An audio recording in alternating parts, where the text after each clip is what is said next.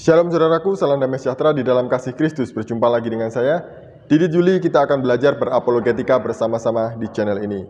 Dalam kesempatan kali ini saya mau menanggapi seorang ustadz, yaitu Ustadz Rahmat Baikuni. Jadi di hari raya orang Kristen sedang bersuka cita merayakan Paskah, beliau ini menyebar fitnah tentang Paskah. Jadi saya tidak tahu apa maksudnya apa ya. Kalau ya beliau ini kan memang seperti itulah ustadz-ustadz ini ya. Seringkali membuat cerita yang ngarang-ngarang gitu ya, mengada-ada gitu. Nah, apa yang disampaikan oleh ustadz ini? Mari kita melihat video berikut ini. Ini yang membuat saya yakin kalau yang disalib itu Dajjal. Mudah-mudahan ada orang Kristen yang mendengar. Herodes dengan pedangnya tadi menusuk-nusukkan ke tubuh Yudas. Salah satu tusukan pedang itu mengenai mata kanan Yudas Iskariot. Di saat itulah Dajjal kehilangan mata kanannya. Jadi Dajjal normal dengan kedua mata sejak lahir. Kapan dia kehilangan mata kanannya? Di saat dia disalib, di saat perayaan Paskah. Itulah yang disebut dengan peristiwa Paskah. Kebetulan saya baru saja selesai pelayanan Jumat Agung dan saya langsung ngevlog untuk buat tanggapan terhadap Ustadz Baikuni ini ya. Saya tidak tahu cerita ini dari mana. Kalau dari Alkitab jelas tidak mungkin, tapi kalau dari kitabnya ya mungkin saja. Cerita ini kayak cerita dongeng gitu ya. Tapi tidak tahu lah ya. Padahal di antara mereka sesama ulama saja belum final, belum tahu dengan pasti siapa yang disalib menggantikan Nabi Isa. Belum ada itu jawabannya sampai sekarang. Dia sudah mati, meninggal dunia. Barrafa'ullah wa ma qataluhu, mereka tidak berhasil membunuhnya. Wa ma salabuhu, mereka tidak berhasil menyalibnya. Walakin syubbiha lahum, ada orang lain yang diserupakan wajahnya dengan Isa.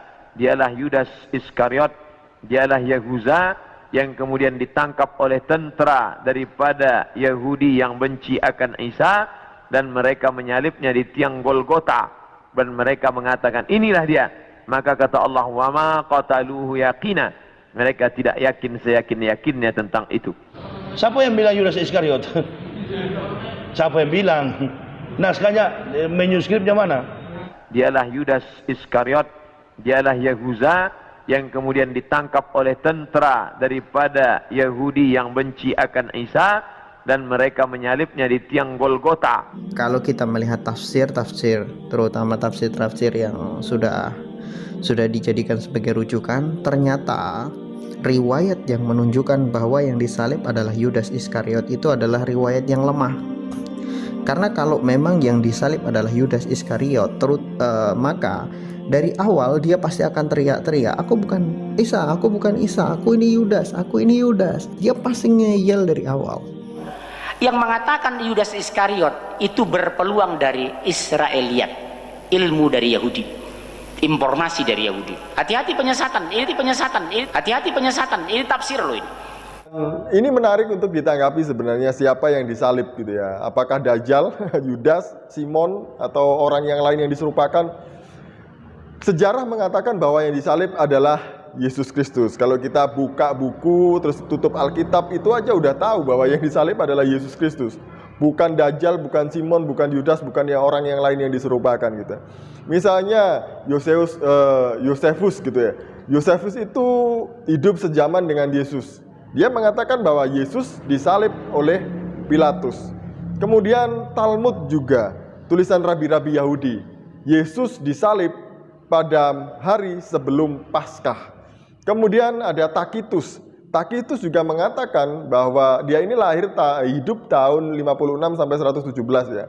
Dia juga mengatakan bahwa Yesus ini disalib oleh Pilatus. Kemudian ada Mara ben Serapion, seorang filsuf. Ada Plegon juga. Mereka sepakat bahwa yang disalib adalah Yesus.